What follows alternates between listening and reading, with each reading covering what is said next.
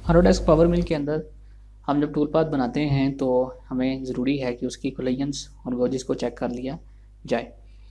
तो पावर मिल के अंदर कोलिजन्स और गोजेस को चेक कैसे किया जा सकता है? बहुत सिंपल और आसान तरीका है। एक तरीका है हम विजुअली देख सकते हैं, दूसरा तरीका है पावर मिल के अंदर हम जो वेरिफिकेशन की फैसिलिटी है उसको इस्तेमाल करके कोलिजन्स को चेक कर सकते हैं। कोलिजन्स होती क्या हैं? कोलिजन्स ये होती हैं कि जब हम टूल बनाते हैं, टूल पाथ बनाते हैं, तो हमारा जो होल्डर है वो हमारे पार्ट या मोल्ड के किसी हिस्से के साथ वो टच हो सकता है, लग सकता है, डैमेज कर सकता है या एक्सीडेंट हो सकता है। तो हम पावर मिल के अंदर वेरिफिकेशन की मदद से हम ये देख सकते हैं कि कहाँ कहाँ पर कोलिजन्स आ सकती हैं। तो दूसरा एक इसके अंदर कोलिजन के साथ एक और चीज़ होती है गोजेस की। अब गोजेस जो है वो क्या होती हैं? वो ये होती हैं कि जब हमारा टूल एक जगह से दूसरी जगह मूव करके जा रहा होता है तो उसके रास्ते में क्या कोई ऐसी हर्डल तो नहीं है जो कि टूल को डैमेज कर सकती है। तो उस चीज़ को चेक करने के लिए हम गोजेस की वेरिफिकेशन करते हैं। ये दोनों की दोनों चीज़ें बहुत इंपॉर्टेंट हैं मशीनिंग के अंदर, इससे हमें बहुत ज़्यादा हेल्प मिलती है। इनको इस्तेमाल कैसे कर सकते हैं और इनकी जो मुख्तलिफ ऑप्शन हैं उनको हम कैसे इस्तेमाल कर सकते हैं। तो बहरहाल ये हम आज के लेक्चर के अंदर जो है वो सीखने जा रहे हैं। तो अगर आप मेरे चैनल पर नए हैं तो चैनल को ज़रूर सब्सक्राइब कीजिए, वीडियो को लाइक और शेयर कीजिए। अगर आपको कोई चीज़ समझ ना आए तो आप कमेंट सेक्शन के अंदर उसके बारे में ज़रूर पूछ सकते हैं। ये एक मोल्ड है जिसकी हम मशीनिंग करना चाहते हैं। तो सबसे पहले हमें ब्लॉक कैलकुलेट करना है। टूल डेटाबेस के अंदर मैंने ये जो एक टूल है इसको एक लेक्चर मैंने बनाया था पिछले लेक्चर्स के अंदर, जिसके अंदर मैंने बताया था कि आप टूल को कैसे सेव कर सकते हैं और कैसे उसको दोबारा इंपोर्ट कर सकते हैं। डिस्क्रिप्शन के अंदर मैं उसका लिंक दे दूँगा, आप उसको देख के आपको आप इस चीज़ को जो है वो देख सकते हैं कि आप किस तरह आप टूल बना सकते हैं। तो सिंपली मैंने यहाँ पर टूल सेलेक्ट करना है और उसके बाद क्रिएट करना है। तो ये टूल मेरा जो है यहाँ पर आपको नज़र आ रहा है। अब हम जिस फेसिस के ऊपर हम अपनी टूल बनाना चाहते हैं, टूल पाथ बनाना चाहते हैं, हम उन फेसिस को सिलेक्ट कर लेंगे और बाउंड्रीज़ के अंदर आकर सिलेक्टेड सरफेस बाउंड्री जो है हम इसको सिलेक्ट करके अप्लाई करेंगे। तो ये बाउंड्री जो है ये हमारी क्रिएट हो चुकी है, एक्सेप्ट करेंगे। अब जो इसके अंदर एक्स्ट्रा बाउंड्रीज़ हैं उनको सिंपली हम सेलेक्ट करेंगे और डिलीट कर देंगे। अब जो नेक्स्ट स्टेप है वो टूल पाथ बनाने का है। तो उसके लिए टूल पाथ्स के अंदर आएंगे, फिनिशिंग के अंदर आकर कांस्टेंट जी फिनिशिंग की स्ट्रेटजी को हम सेलेक्ट करेंगे। ये हम इसको कैलकुलेट कर लेते हैं। ये हमारा टूल पाथ जो है वो बन चुका है।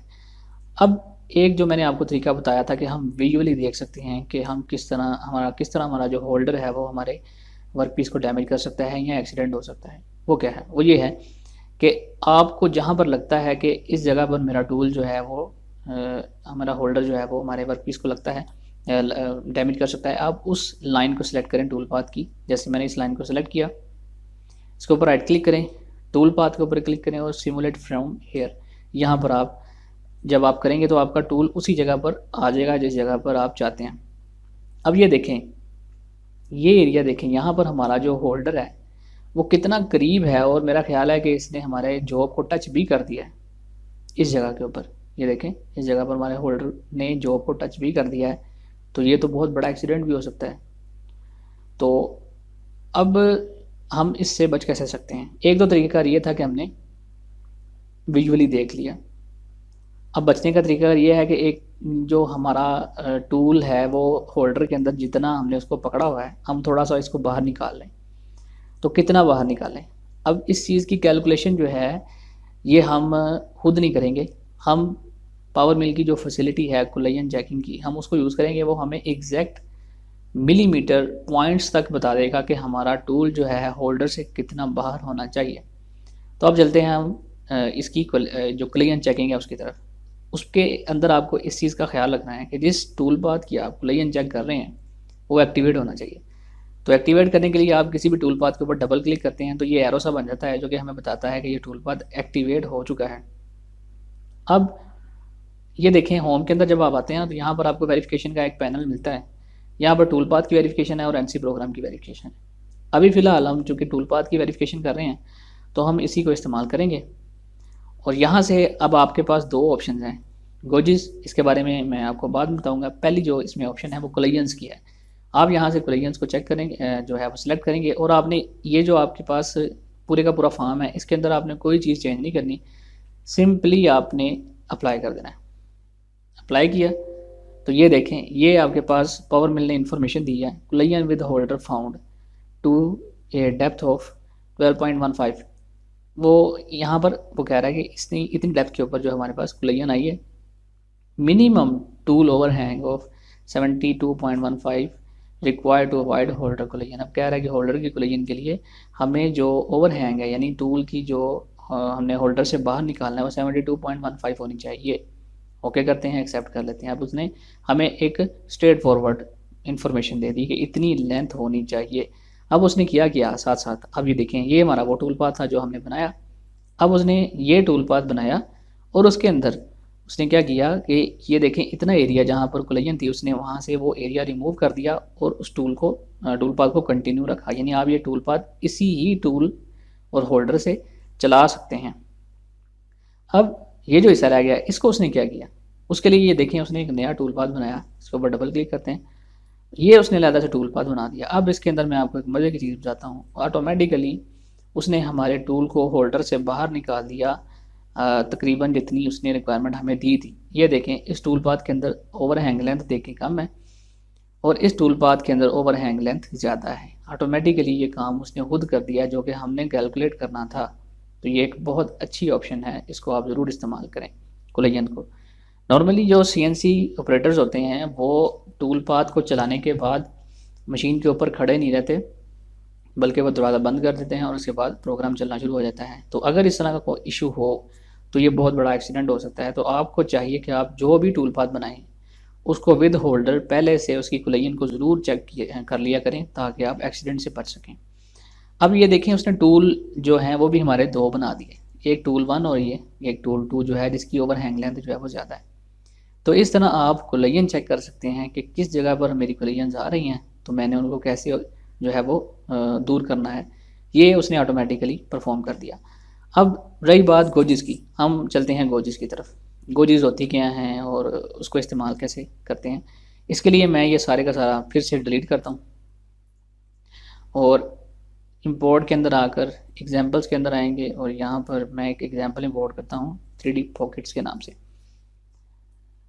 गोजिस क्या होती हैं मैं आपको बताता हूँ। अब ये इतने सारे मेरे पास पॉकेट्स हैं, ठीक है, इनको मैं अलग-अलग सबका प्रोग्राम बनाऊँ या फिर मैं एक प्रोग्राम बनाकर उसको मैं मूव करवा दूँ दूसरी पॉकेट्स के अंदर, क्योंकि ये सारी की सारी पॉकेट्स एक जैसी हैं, इनमें कोई फ़र्क नहीं है, सारी एक जैसी हैं। तो मैं एक का प्रोग्राम बनाऊँगा तो उसको मैं मूव कर दूँगा।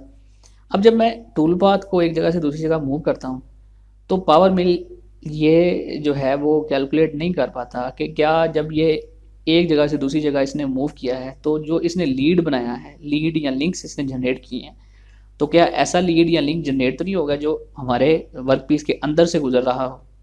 तो इसलिए टूल जो है उसकी कोलिजन जो है हमारे मॉडल के साथ उसको कहते हैं गोजिस। कोलिजन जो होती है वो हमारे होल्डर की होती है और जो गोजिस होती हैं वो हमारे टूल की होती हैं।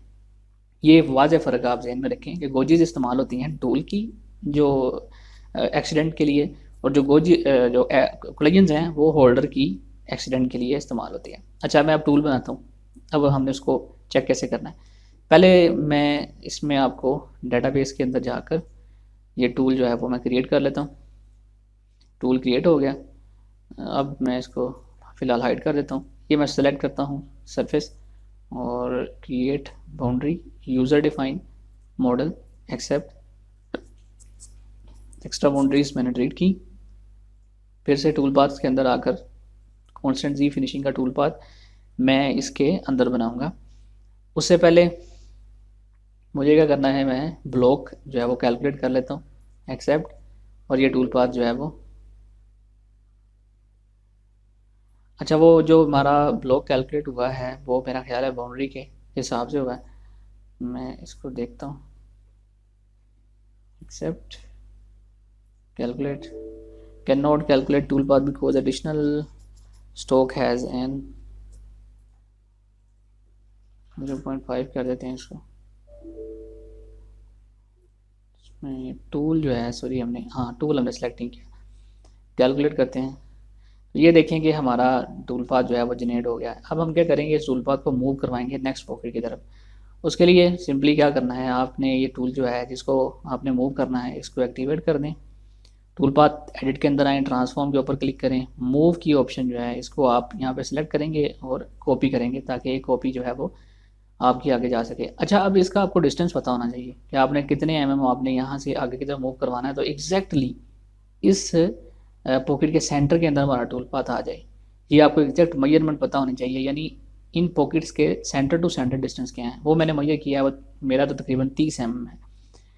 तो यहाँ पर ये जो आपको ग्रीन सा डब्बा स्टेटस बार नज़र आ रही है, यहाँ पर आप 30 लिखेंगे और इसको एंटर करेंगे। ये हमारा जो मूव टूल पाथ जो है वो मूव हो चुका है इस डायरेक्शन में। अच्छा, ये तो मैंने एक्स के अंदर मूव किया है। अगर मुझे वाई के अंदर मूव करना पड़ जाए तो उसके लिए बहरहाल ये मैं बाद में बताऊँगा। मैंने इसके ऊपर एक पूरा लेक्चर बनाना है कि हम ट्रांसफॉर्म किस तरह कर सकते हैं, रोटेट कैसे कर सकते हैं, मिरर कैसे कर सकते हैं। इसके ऊपर तो एक कंप्लीट मैंने लेक्चर बनाना है। अभी फ़िलहाल वक्त जो हमारे पास है वो इसके लिए है कि गोजेस कैसे चेक करी जा सकती हैं। अच्छा, ये देखें, ये हमारा टूल पाथ बन गया। अब इसके अंदर ये देखें, ये येलो साइन उसने दिया हुआ है। ये येलो साइन यही है कि क्या जब आपने टूल को एक जगह से दूसरी जगह मूव किया है तो क्या इसमें कहीं गोजेस तो नहीं आ गई, हमारा टूल जो है वो कहीं हमारे वर्क पीस को डैमेज तो नहीं कर रहा। तो उसकी फिर वो कह रहा है कि इसको आप चेक करें। तो इसको चेक करने के लिए क्या है, जब हम पावर मिल से टूल पाथ को कैलकुलेट करते हैं तो ये चीज़ वो खुद ही कैलकुलेट कर लेता है, लेकिन जब हम बने बनाए टूल पाथ को मूव करते हैं तो वो गोजेस को कैलकुलेट नहीं कर पाता। ठीक है, इसलिए ये मूव करे हुए या रोटेट किए हुए या ट्रांसफॉर्म किए हुए टूल पाथ के ऊपर ये येलो साइन लाजमी देता है। अब इसको ख़त्म करना है। ठीक है, तो उसके लिए हमें आना है होम के अंदर, टूल पाथ की वेरिफिकेशन के अंदर, यहाँ से हमने गोजेस के ऑप्शन को सिलेक्ट करना है, अप्लाई करना है। ये देखें, नो गोजेस वर फाउंड। ठीक है। अच्छा, अब गोजेस कैसे आएंगी, मैं मिसाल देता हूँ। ये जो डिस्टेंस था मेरा यानी इस टूल पाथ से इस टूल पाथ वो 30 था।